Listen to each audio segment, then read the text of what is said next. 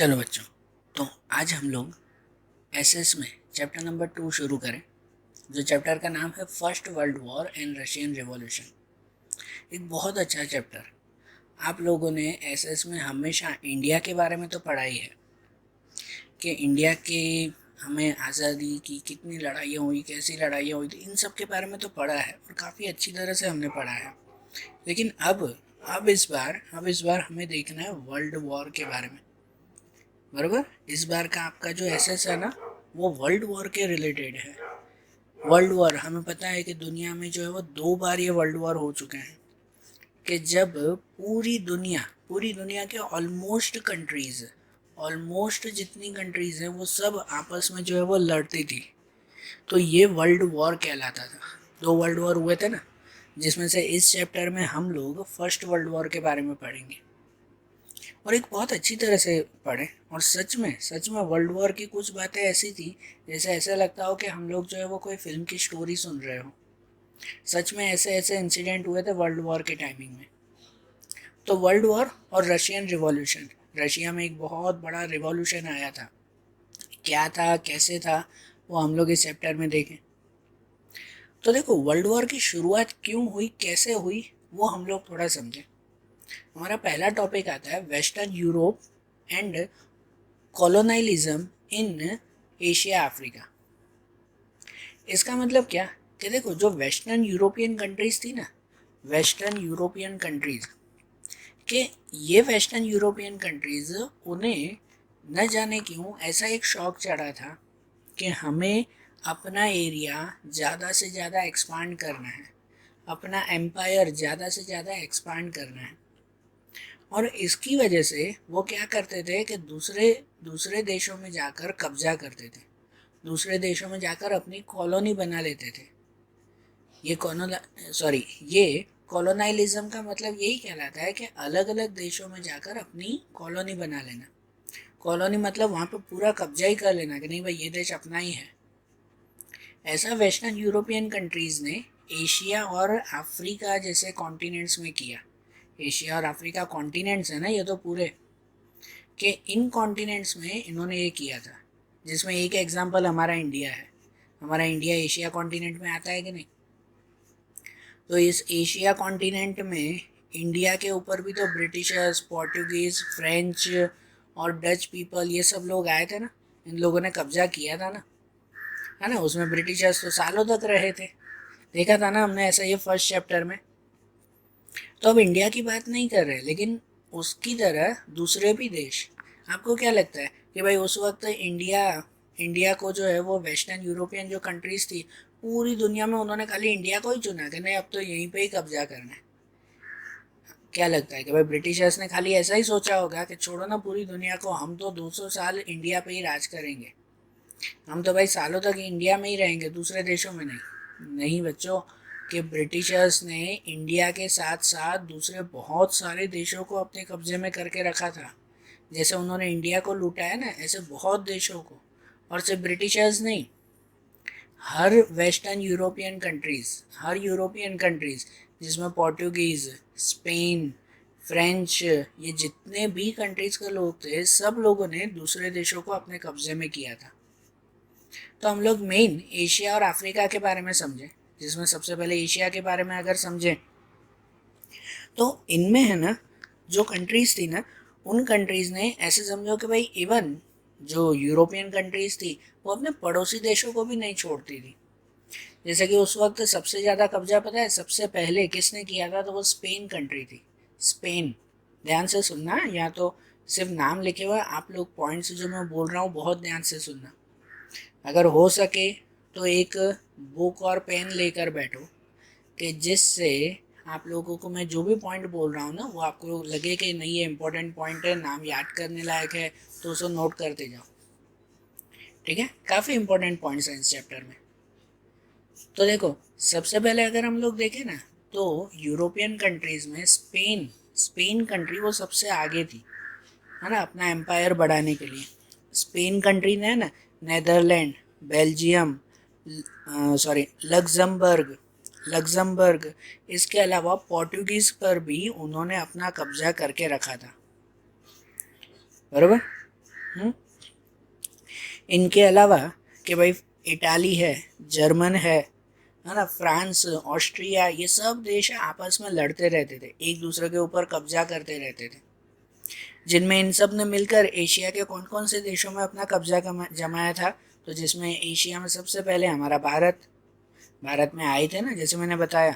इस भारत के अलावा श्रीलंका, म्यांमार, सिंगापुर, मलाया, इन सब में भी, इवन इंग्लैंड जो थे ना, जो ब्रिटिशर्स यहाँ पे आए थे, वो इंग्लैंड कंट्री चीन में भी अपना थोड़ा बहुत कब्जा जमा कर गए थे, है ना, चीन में भी वहाँ पर था। लेकिन वहाँ चीन के लोगों ने उनके खिलाफ लड़ाइयाँ की थी और चीन में वो ज़्यादा समय तक नहीं टिक पाए, बराबर। लेकिन फिर भी जब तक वो चीन में रहे ना, तो चीन का ही फ़ायदा उठाकर उन्होंने फिर Japan, Russia, Germany, France, Belgium, इन सब के साथ अपना बिजनेस शुरू कर दिया और जैसे धीरे धीरे उन्हें अपने कब्जे में करने लगे। इमेजिन कर रहे हो, इंडिया में भी ब्रिटिशर आए थे, कैसे आए थे? तो पहले अपना बिजनेस लेकर ही आए थे ना, कि हम लोग इंडिया में बिजनेस करते हैं। लेकिन उसके बाद तो वो यहाँ पर राजा बन के बैठ गए। ऐसे ही उन्होंने एशिया के दूसरे देशों के साथ भी किया था, बराबर। हमारे एशिया में जो वेस्ट एशिया है, वहाँ पे कितने सारे डेजर्ट प्लेसेस हैं, और उन डेजर्ट प्लेसेस में बहुत सारे मिनरल्स मिलते, ज़मीन में से ना बहुत ज़्यादा मिनरल्स मिलते थे, खासकर मिनरल ऑयल। पता है वो अरेबियन कंट्रीज़ है जिसमें से तेल के कुएँ होते हैं, तेल के कुएँ निकलते, ऐसे देश भी हैं। तो इन देशों को भी उन्होंने अपने कब्जे में करने की कोशिश की थी, जिनमें इंग्लैंड, जर्मनी, रशिया, इन देशों ने Iran, Iraq, Kuwait, Saudi Arabia, Bahrain, इन देशों को अपने कब्जे में किया था। ये सब कौन से देश हैं? तो ये सब तेल बनाने वाले देश हैं, तेल की कंपनियां वहाँ बड़ी बड़ी चलती हैं, है ना। ये Iran, Iraq, Kuwait, Saudi Arabia, और इन देशों को भी उन्होंने काफ़ी हद तक अपने अपने कब्जे में किया था, अपना फ़ायदा खाली वो निकाल देते, बराबर। उसके बाद अगर अफ्रीका की बात करें, अफ्रीका के बारे में अगर बात करें, तो यहाँ पर भी काफ़ी लोगों ने अपना कब्जा जमाया था। जैसे 15 सेंचुरी के एंड तक अफ्रीका में ना डच, जो हॉलैंड से आने वाले जो डच जाति के जो लोग थे, उन्होंने अपना कब्जा वहाँ पर जमाया था। उसके बाद इंग्लैंड के लोग वहाँ पर आ गए, मतलब ब्रिटिशर्स आ गए। फिर फ्रांस के लोग, फ्रेंच पीपल वहाँ पर आए। अब वहाँ अफ्रीका का मेन सेंटर था अल्जीरिया। अफ्रीका कॉन्टिनेंट में अल्जीरिया कंट्री, वो वहाँ पे बहुत फेमस थी। अल्जीरिया कंट्री वो समझो कि भाई वहाँ पर है ना, इंडस्ट्रीज़ की शुरुआत जैसे वहाँ पे सबसे पहले हुई थी। इसकी वजह से इसका फ़ायदा उन वेस्टर्न यूरोपियन कंट्रीज़ ने बहुत उठाया था। इन्होंने न जाने कितने प्लेसेस को अपने कब्जे में किया था यहाँ अफ्रीका में। उसके बाद जैसे मैंने बताया ना कि पहले डच पीपल वहाँ आए, फिर इंग्लैंड के ब्रिटिशर्स आए, फिर फ्रांस आए, फ्रांस के फ्रेंच पीपल, फिर जर्मनी के जर्मन पीपल वहाँ पर आए अफ्रीका में अपना कब्जा कमाने, फिर पोर्टुगल के पोर्टुगीज पीपल वहाँ पर आए। मतलब देखो ना कि भाई उन लोगों ने बिल्कुल जैसे कोई भी एरिया छोड़ा नहीं था, कि हर जगह पर अपना कब्जा जमा कर बैठे थे। इमेजिन तो करो कि कैसे लगता होगा कि भाई उन्होंने क्या वो पूरी दुनिया को जैसे नहीं वो अपना मानकर वो चलते हो। आज के टाइम में जस्ट एग्जाम्पल, हाँ ऐसा एग्जाम्पल कभी एग्जाम में मत लिखना, लेकिन जस्ट समझाने के लिए आपको एग्जाम्पल दे रहा हूँ कि जैसे वो नहीं होते कि आज के टाइम में जैसे यहाँ वहाँ शहरों में घूमने वाले गुंडे होते हैं ना, किसी के भी घर पे चले जाएंगे, चलो भाई घर खाली करो, ये घर अभी अपना है ना। वो कैसे करते हैं? ऐसे है ना, वो वेस्टर्न यूरोपियन कंट्रीज करती थी, कोई भी देश में चले जाते और धीरे धीरे चलो भाई अब ये देश हमारा है, ऐसी हालत वो कर देते थे। तो इमेजिन तो करो कितनी बुरी हालत होती होगी इन देशों की। और इसकी वजह से हर देश है ना एक दूसरे का दुश्मन बनता जाता था। जब इंग्लैंड वाले, समझो जो ब्रिटिशर्स थे, ब्रिटिशर्स ने इंडिया पे कब्जा किया था, बराबर, और दूसरे देशों पे भी कब्जा किया था। तो जैसे इंग्लैंड की कंट्री थी, ब्रिटिशर्स थे, वो जितने देशों पर कब्जा करते ना, तो इसके साथ साथ दूसरे देशों के साथ उसकी दुश्मनी बढ़ती जाती। और जैसे दूसरे डच पीपल थे, अब डच पीपल अगर कोई 2 देशों पे अपना कब्जा करते, सामने ब्रिटिशर 4 देशों पे अपना कब्जा करते, तो उन दोनों में तो थोड़ी थोड़ी दुश्मनी होती जाती ना, बरोबर ना। ऐसे ही जर्मनी, फ्रांस, पोर्टुगीज, ये सब देश एक दूसरे के धीरे धीरे दुश्मन बनते जा रहे थे। इसकी वजह से ही ये सब है ना, उनकी लालच की वजह से, मुझे ये देश भी कब्जे में चाहिए, मुझे वो देश भी कब्जे में चाहिए, बस लालच थी उनकी। और इस लालच की वजह से सब एक दूसरे के दुश्मन बनते जा रहे थे देश। और इसी की वजह से, इसी दुश्मनी की वजह से ही धीरे धीरे धीरे वर्ल्ड वॉर क्रिएट हो गया। दुश्मनी उन लोगों की इतनी बढ़ गई कि पूरा वर्ल्ड जो है वो आपस में झगड़ने लगा, सब देश। तो क्या हुआ एक्चुअली, कैसे ये धीरे धीरे जो है वो शुरुआत हुई थी। तो एक किस्सा समझते हैं, ध्यान से समझना एक पॉइंट इसके आगे का। ये तो इतना पॉइंट हुआ कि भाई एशिया और अफ्रीका में इन सब देशों ने अपना अपना कब्जा जमा कर रखा था, ठीक है ना, ये एक पॉइंट हुआ ना। अब इसके बाद का पॉइंट कि वर्ल्ड वॉर की एक्चुअली शुरुआत कैसे हुई थी। इन रीजन की वजह से सब देश तो आपस में दुश्मन बन चुके थे। अब एक किस्सा हुआ था कि समझो वर्ल्ड वॉर की रियल शुरुआत है ना 1 अगस्त 1914 से हुई थी। असली में भाई शुरुआत कहते हैं कि 1 अगस्त 1914 से। उस वक्त क्या हुआ था कि उस वक्त ये जो जर्मनी है, वो जर्मनी और फ्रांस के बीच में लड़ाई हुई थी। ध्यान से सुनना, एक स्टोरी वाइज सुनना। जर्मनी और फ्रांस के बीच में लड़ाई हुई थी, बहुत बड़ी लड़ाई, कि जिसमें जर्मनी ने फ्रांस को डिफीट कर दिया, मतलब कि हरा दिया। उनमें जो लड़ाई हुई थी ना, वो लड़ाई का नाम था सीडेन वॉर। वो कहते हैं वो सीडेन वॉर हुई थी उनके बीच में। और उनके बीच में जब लड़ाई हुई तो जर्मनी ने फ्रांस को बुरी तरह से हरा दिया। अब पहले क्या होता था कि कोई भी 2 देश जीतते या हारते ना, तो उनके बाद उनके बीच में एक तरह की ट्रीटी बनती। क्या तैयार होती उनके बीच में, ये ट्रीटी तैयार होती। ट्रीटी मीन्स क्या, तो ट्रीटी मीन्स कहते हैं कि एक तरह का एग्रीमेंट तैयार होता उनके बीच में। कोई भी 2 देश लड़ाई में जीतते या हारते तो बाकी दोनों देश क्यों लड़ाई कर रहे हैं, आप सोचो तो सही, जस्ट ऐसे ही नॉर्मल पॉइंट माइंड में सोचो। 2 देश क्यों लड़ाई करते हैं कि चलो आपस में लड़ते हैं, लड़ाई खत्म, तुम जीते मैं हारे, चलो अपने अपने घर, इसके लिए? हाँ, इनके लिए लड़ाई करते हैं नहीं ना।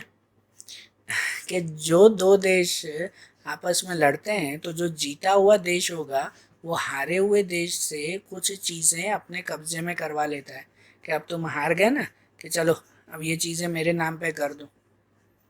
तो इसीलिए उनके बीच में एक तरह का एग्रीमेंट बनता है कि भाई अब ये देश हार चुका है, तो वो हारा हुआ देश है जीते हुए देश को ये सब चीज़ें उसके नाम पर करेगा। वो चीज़ें कौन सी, तो वो एग्रीमेंट में लिखी हुई होती है, बराबर। तो जर्मनी और फ्रांस के बीच में जब ये लड़ाई हुई थी ना, तो उनमें जर्मनी जीत गया और फ्रांस से हार गया। तो उसकी वजह से उनके बीच में भी एक ट्रीटी बनी, एक एग्रीमेंट बना, जो ट्रीटी का नाम था फ्रैंकफर्ट ट्रीटी। ये याद रखना, मैं आखिरी तक इसको फिर से मेंशन करूँगा, बराबर। आखिरी में भी जब वर्ल्ड वॉर शुरुआत भी इसकी वजह से हुई थी, फ्रैंकफर्ट ट्रीटी की वजह से, और आखिरी एंड में भी इनकी वजह से ही कुछ चेंजेस आए थे। तो सुनना है और याद रखना ये कि जर्मनी ने फ्रांस से एक ट्रीटी बनवाई, फ्रैंकफर्ट ट्रीटी उसे कहते हैं, और फ्रांस को उसके ऊपर साइन करनी पड़ी, मानना पड़ा, क्योंकि फ्रांस हारा हुआ था तो जर्मनी जो बोले चुपचाप मानना ही था। तो ये ट्रीटी के अनुसार है ना, इसके हिसाब से उन्होंने क्या किया, तो उन्होंने जर्मनी ने फ्रांस के ऊपर एक बहुत बड़ा फाइन रख दिया। फाइन मतलब पैसों का जो है वह दंड रखा कि अब भाई फ्रांस को कहा कि अब इतने इतने पैसे आप मुझे देना। और इसके साथ फ्रांस की 2 पूरे बड़े एरियाज, फ्रांस के सबसे बड़े 2 एरिया थे, वो थे अल्सेस एंड लॉरेंस। अल्सेस और लॉरेंस ये दोनों एरियाज जर्मनी ने अपने नाम पे कर दिए। और इसके साथ साथ बहुत सारे पैसे भी लिए जर्मनी ने फ्रांस से। तो जब ऐसा हुआ ना, तो फ्रांस को ये बात हजम नहीं हुई। फ्रांस को लगा कि भाई ये तो मेरा अपमान हुआ है, भाई जर्मनी ने मेरे साथ बहुत गलत किया, इतने पैसे भी लिए और मेरे 2 एरिया भी उन्होंने अपने नाम पे कर दिए। तो ये बहुत गुस्सा लगा और फ्रांस ने ये सोच लिया कि वो जर्मनी से बदला जरूर लेगा। याद रखना, सुनना ध्यान से। फ्रांस ने मन ही मन सोच लिया था कि वो जर्मनी से इसका बदला जरूर लेगा, कि जर्मनी ने मुझसे इतने पैसे लिए, मेरे 2 एरिया भी ले गया, इसका बदला वो जरूर लेगा। तो इसकी वजह से समझो वो फ्रांस है ना, गुस्से में बैठा था कि बस मुझे मौका मिले तो मैं जर्मनी से बदला लूँगा। तो यहाँ से समझो ये फ्रैंकफर्ट टीटी, ये वो वर्ल्ड वॉर की शुरुआत थी। इसलिए कहते हैं the Frankfurt treaty itself the cause of FWW। WWF नहीं, FWW, फर्स्ट वर्ल्ड वॉर। बराबर, कि ये फ्रैंकफर्ट ट्रीटी, इसी की वजह से ये वर्ल्ड वॉर की शुरुआत हुई थी।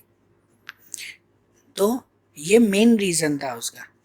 इसके अलावा वर्ल्ड वॉर के और कौन कौन से रीज़न थे कि factors that caused first world war, कि किस किस की वजह से दूसरा वर्ल्ड वॉर क्रिएट हुआ। अब ये तो खाली एक देश था ना, कि जो फ्रांस था, कि वो जर्मनी के ऊपर गुस्से में बैठा था, मुझे मौका मिले तो मैं जर्मनी को फिर दिखा दूंगा। और जर्मनी ने ऐसे है ना फ्रांस को खाली तंग नहीं किया था, जर्मनी ने बहुत देशों को ऐसे ही तंग किया था। और इसलिए ऐसे दूसरे भी बहुत सारे रीज़न है। अब ये रीज़न एक एक करके समझना और ध्यान से सुनना सब बातें। जैसे कि सबसे पहला आता है इकोनॉमिक फैक्टर। इकोनॉमिक फैक्टर, तो अब ये क्या हुआ कि देखो 19th सेंचुरी तक इंग्लैंड ने, है ना, इंग्लैंड मतलब ब्रिटिशर्स ने, वो एशिया और अफ्रीका के ऑलमोस्ट जगहों पर अपना अपना कब्जा कर लिया था। ब्रिटिशर्स ने इंडिया पे भी किया ही था। और उसके बाद क्या हुआ कि भाई वो इंग्लैंड हर जगह पर अपना बिजनेस भी करता था और राजा बन के भी बैठा था। जैसे इंडिया में वो बिजनेस भी करते थे और राजा बन के भी बैठे थे इंग्लैंड के लोग, ब्रिटिशर्स। ऐसा ही ब्रिटिशर्स ने दूसरे देशों में भी किया था, सब देशों पे राजा बन के बैठे थे। तो ब्रिटिशर्स का काम क्या था कि ब्रिटिशर्स है ना, कि वो खुद यहाँ इंडिया में कोई प्रोडक्ट बनाते, उसे इंग्लैंड ले जाते, वहाँ पे खाली समझो उसकी पैकिंग करते, वही उसे वापस जो है वो इंडिया लेकर आते और कहते कि ये इंग्लैंड का सामान है, और एकदम ज़्यादा भाव में बेचते थे। मतलब इंडिया का ही सामान घुमा कर वापस इंडिया में ही बेचते थे और एकदम ज़्यादा प्राइस में। सबको कहते थे कंपलसरी खरीदना है इंडिया में। और ऐसा वो इंडिया में नहीं, ऐसा हर देश में करते थे। ये तो इंडिया में हम रहते हैं तो इसलिए ये एग्जाम्पल इंडिया का दे रहा हूँ। ब्रिटिशर्स ने सब देशों में ऐसे किया, लेकिन इनके बीच में आ गए जर्मनी। अब उनके बीच में जर्मनी आ गई। अब जर्मनी ने क्या किया कि जर्मनी ने ना इंग्लैंड को और दूसरा फ्रांस को, ये देश जो अपने बिजनेस करते थे ना, उनको तोड़ने के लिए जर्मनी ने सब देशों में एकदम सस्ते में चीज़ें बेचना शुरू कर दिया। ये एग्जाम्पल नहीं है, मतलब टेक्स्ट बुक में नहीं दिया हुआ, लेकिन जस्ट एग्जाम्पल दे रहा हूँ। मतलब जो अगर ब्रिटिशर्स जो चीज़ें समझो 100 रुपये में बेचता ना, तो वो जर्मनी आकर एकदम 30-40 रुपये में बेचना शुरू कर देती, एकदम सस्ते में बेचना शुरू कर देती। तो अब लोग क्या करेंगे? ब्रिटिशर्स से चीज़ें खरीदेंगे कि जर्मनी से? जर्मनी से ही खरीदेंगे ना। तो इसकी वजह से है ना, उन ब्रिटिशर्स को बहुत बड़ा नुकसान हुआ। ये कहते हैं इकोनॉमिक फैक्टर। इकोनॉमिक मतलब मनी रिलेटेड। ब्रिटिशर्स को बहुत ज़्यादा नुकसान हुआ। जर्मनी ने जो है वो ये उनका पूरा मार्केट तोड़ दिया। मतलब कि उनकी चीज़ें अब कोई ख़रीदता ही नहीं था ब्रिटिशर्स की, सब जो है वो इनसे ख़रीदते थे। बराबर ना? तो फिर क्या हुआ कि वो ब्रिटिशर्स, वो भी जर्मनी के ऊपर गुस्सा होकर बैठ गए थे, है ना। ब्रिटिशर्स भी जर्मनी के ऊपर गुस्सा थे कि बस मुझे मौका मिले ना तो मैं फिर जर्मनी को दिखा दूँ। समझ रहे हो? सब देश ऐसे ही था कि जैसे फ्रांस भी जर्मनी के ऊपर गुस्से में बैठा था कि बस मुझे मौका मिले मैं दिखाता हूँ।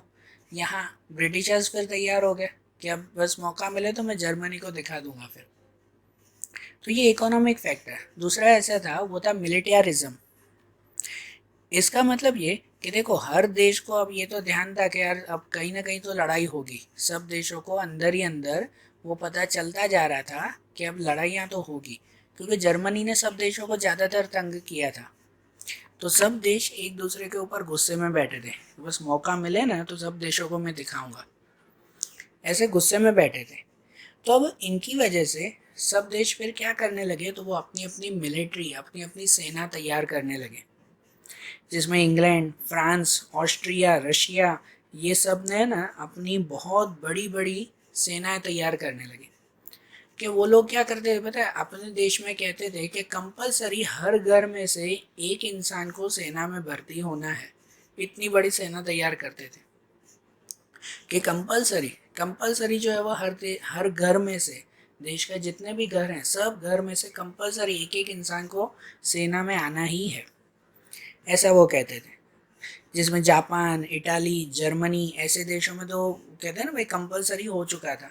वो ज़्यादा से ज़्यादा जो है वो हथियार बनाने लगे, अपनी मिलिट्री को ट्रेनिंग देने लगे।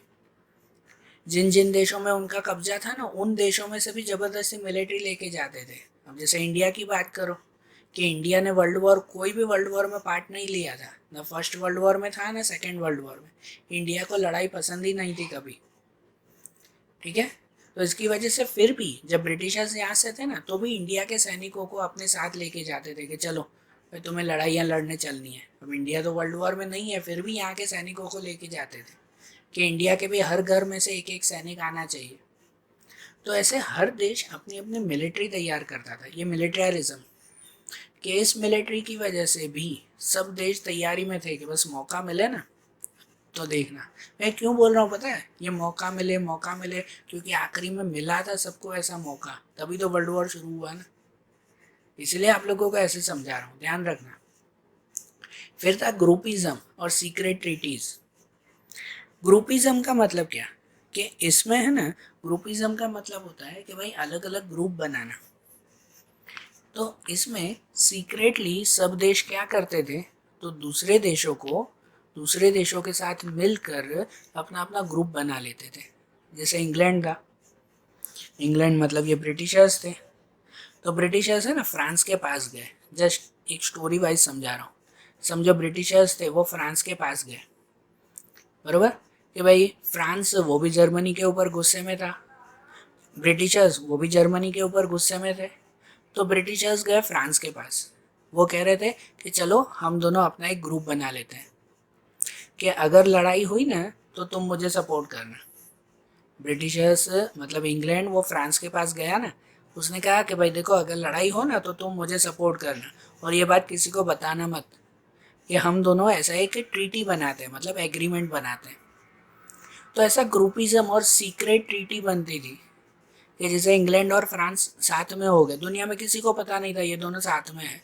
जब लड़ाई होगी ना तो तब पता चलेगा कि देखो आप दोनों साथ में लड़ रहे हैं, दोनों देश साथ में हो गए, बरोबर। तो ऐसा अलग अलग देशों का ग्रुप बनता जा रहा था। एक तरफ इंग्लैंड, फ्रांस, ऑस्ट्रिया, रशिया, ये सब देशों ने अपना एक ग्रुप बना लिया था। दूसरी तरफ जापान, इटाली, जर्मनी, इन देशों में वो अपना ग्रुप जो है वो बनते आ जा रहा था, बरोबर ना। कि जिसमें फिर जर्मनी के साथ ऑस्ट्रिया, हंगेरी, बल्गेरिया, ये सब देश धीरे धीरे धीरे वो क्या करने लगे कि अपना अपना ग्रुप बनाने लगे। तो ये भी समझो वर्ल्ड वॉर का एक रीज़न था, क्योंकि जब सब देश अपना अपने ग्रुप बनाने लगे ना तो हर देश धीरे धीरे एक दूसरे का दुश्मन बनने लगा। हर देशों के मन में ये आने लगा कि नहीं भाई हमारा ग्रुप इसके साथ है ना, मतलब सामने वाला तो हमारा दुश्मन है। तो सब सब तैयारी में जैसे बैठे थे ना कि बस अब जो है वे लड़ाइयाँ लड़ेंगे, अब अपने अपना ग्रुप भी बन गया। तो सीक्रेटली सब देश अपने अपने ग्रुप बनाने लगे थे उस वक्त। उसके बाद फीलिंग ऑफ फियर्स नेशनलिज्म। इसका मतलब क्या, कि नेशनलिज्म मतलब क्या कहते हैं, इसका मतलब होता है देशभक्ति। नेशनलिज्म का मतलब होता है देशभक्ति। कि उस वक्त जो है वो लोगों के मन में कंपलसरी ऐसी फीलिंग्स भरी जाती थी कि एक तो उनमें फियर्सनेस मतलब कि भाई निडर था, वो किसी से डरे नहीं। और अपने देशभक्ति में ऐसी बातें उन्हें सिखाते थे, हर देश में ऐसा सिखाते थे कि हमारा देश ही महान है और सामने वाला देश सबसे बुरा है। और ये चीज़ें है ना कंपलसरी स्कूल में, कॉलेजेस में, टीवी में, रेडियोस में, हर जगह पर कंपलसरी ये बातें बोली जाती थी। आप इमेजिन तो करो कि आपके स्कूल में आपको अगर ऐसा सिखाया जाए तो, कि हमारा भारत देश सबसे अच्छा है, दुनिया के सभी देश सबसे बुरे हैं। आपको ऐसा सिखाया जाए तो आपको ये कहा जाए कि भाई हमारा भारत देश अच्छा है, हमारे भारत के लोग सबसे अच्छे हैं, और भाई अमेरिका के लोग बुरे हैं, अमेरिका के लोग सामने देखे भी ना तो भी उसे मार देना, ऐसा अगर आपको स्कूल में सिखाया जाए तो ये कितनी बुरी बात है। लेकिन पहले ये सिखाया जाता था, लिटरली सिखाया जाता था, कि जैसे इंग्लैंड के लोग होते, ब्रिटिशर्स थे, तो उनके स्कूल में सिखाया जाता था कि देखो अपना जो है वो हमारे देश के लोग सबसे अच्छे हैं और भाई जर्मनी के लोग सबसे बुरे हैं, उनको भले देखते ही मार दो, ऐसा भी सिखाया जाता था। तो ऐसी नेशनलिज्म, ऐसी देशभक्ति उन्हें सिखाते थे, तो जिसकी वजह से भी सब देशों में और ज़्यादा दुश्मनी बढ़ने लगी, लोगों के अंदर भी ये दुश्मनी बढ़ने लगी कि नहीं भाई सच में दूसरा देश बुरा ही बुरा है। आपको रोज़ स्कूल में सिखाया जाए तो आपके माइंड में भी बैठ जाएगा कि हाँ भाई दूसरे देश बुरे हैं, तो ऐसा उनको सिखाया जाता था। दूसरा ऐसे ही role of newspaper. Role of newspaper मतलब कि इसमें न्यूज़पेपर का भी बहुत बड़ा रोल था वर्ल्ड वॉर बढ़ाने के लिए, या कहो वर्ल्ड वॉर को शुरू करने के लिए ये न्यूज़पेपर का बहुत बड़ा रोल था।